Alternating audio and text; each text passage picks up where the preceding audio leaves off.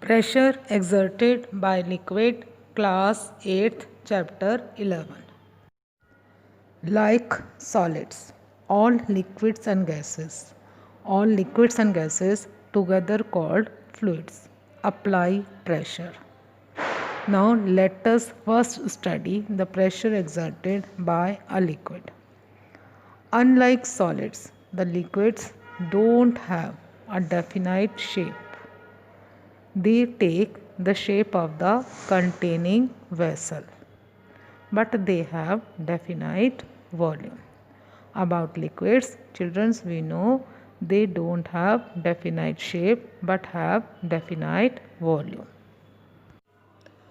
Unlike solids, the pressure in the liquids is not the thrust per unit area, as we have studied about solids, they are exerting force in a perpendicular direction, then it is called thrust.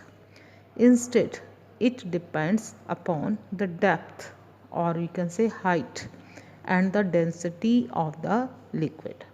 The pressure exerted by a liquid depends upon the depth and the density of the liquid. Pressure. This, for example, in the pic, the boy is turning on a tap. The water is coming out with the pressure. So liquids exert pressure. Solids exert pressure on a surface due to their weight. Fluids means liquids and gases, also have weight. So they also exert pressure on the base and walls of container in which they are enclosed. Children, we can say fluids exert pressure on the base and walls of the container in which they are placed. What happens when you fill a balloon with water? Have you seen that?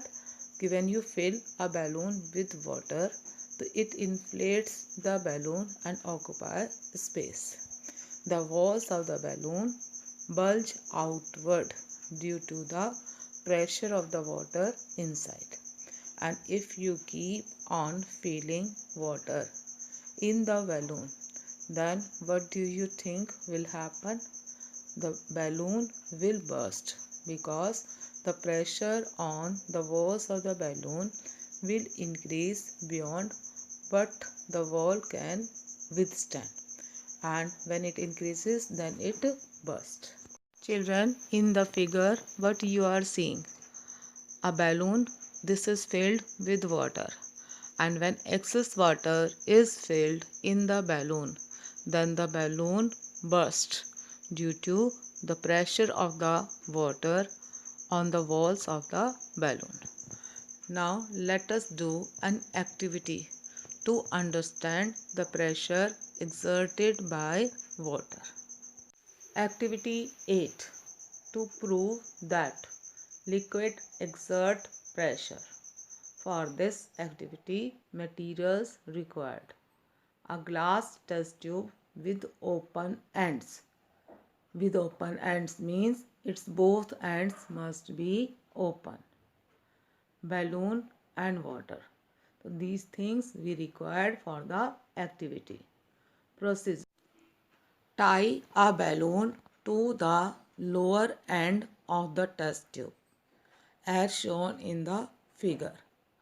Now hold the tube vertically and pour some water into it. And now observe. You will observe that the membrane of balloon bulges out. Now add more water. The rubber membrane bulges more.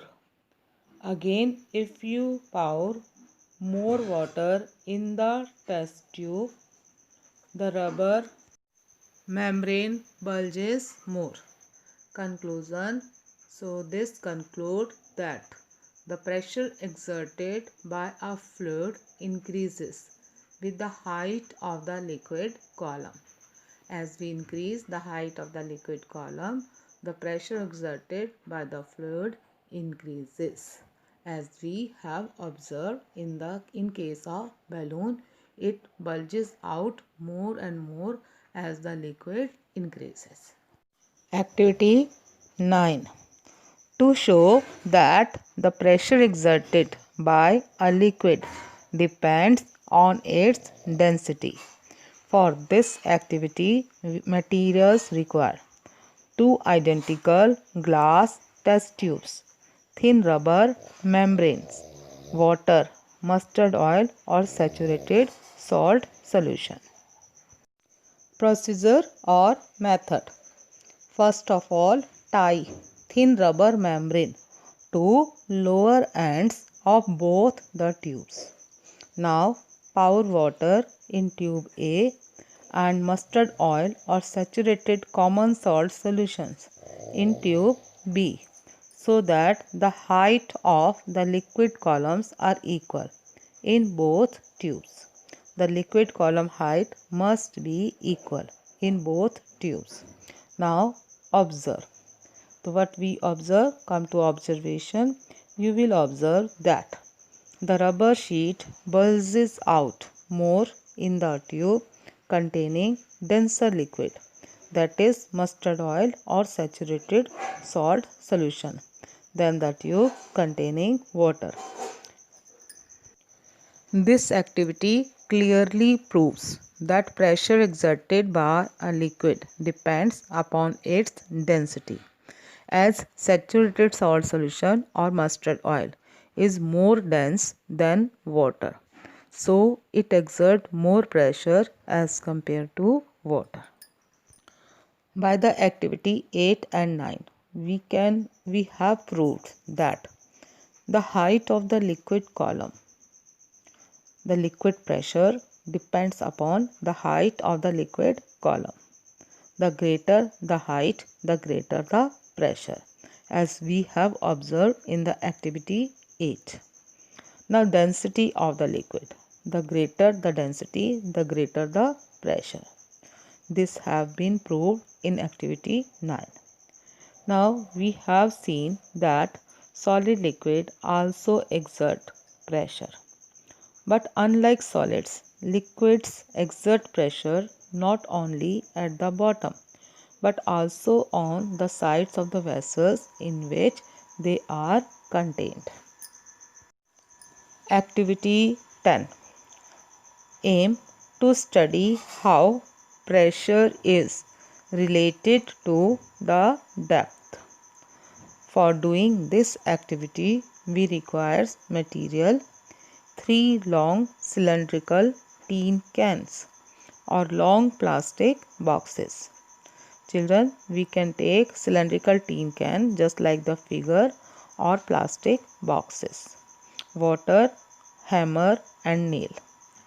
Now method or procedure. In can 1, make a small hole at the bottom just like the figure with the help of hammer and a nail. In can 2, make holes all around at the same height.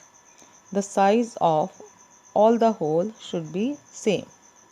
In can 3, pierce 3 holes again of equal size, one below the other. Means they should be at different level. You can see can 1, can 2, can 3 figure the above. Now close the hole of can 1 with your finger and pour water in the can to fill it. Remove your finger. Water flows out in a jet. This shows water exert pressure downward. You can see from the figure. Now empty can 1. Now push it into a tub filled half with water. You will see that water rushes into the can through the hole made at the bottom. This shows that water exert pressure in the upward direction. You can see here in the figure, water rush in the can through the hole. Now take can 2 and close the holes temporarily with an adhesive tape. Then fill the can with water. Pull the tape out. The water will start flowing out of all the side holes with equal force. This means that water exerts pressure sideways too in all directions. This is the lateral pressure. Observe the water stream. Are they of the same force? This shows that liquid exerts equal pressure in all directions. Now in cane 3, again paste an adhesive tape over the holes and fill the can with water. Now pull the tape out. Observation: water starts flowing out from the holes. Water from the lowest hole flows with the greatest force. It flows from the second hole with less force and from the top hole with the least force. Conclusion: this shows that pressure in a liquid increases with the increase with depth. You can see from the figure, can 2 and can 3 figure. From the above activities, this is clear about liquid pressure. What is? First, a liquid exerts pressure in all directions, downward, upward and sideways. Second point, the pressure is the same in all directions at the same height. And the third one is, pressure increases with depth. Objects appear less dense when submerged in water than they are in air. Means they feel lighter when they are in water as compared to in air. It is due to the fact that the water exerts an upward force on them. Water exerts upward force on the object. In fact, every liquid exerts an upward force on the objects immersed in it. The tendency of a liquid to exert an upward force on an object placed in it is called buoyancy. And this upward force acting on an object immersed in a liquid is called buoyant force. In other words, the buoyant force is also known as upthrust, or the force exerted by liquid in upward direction.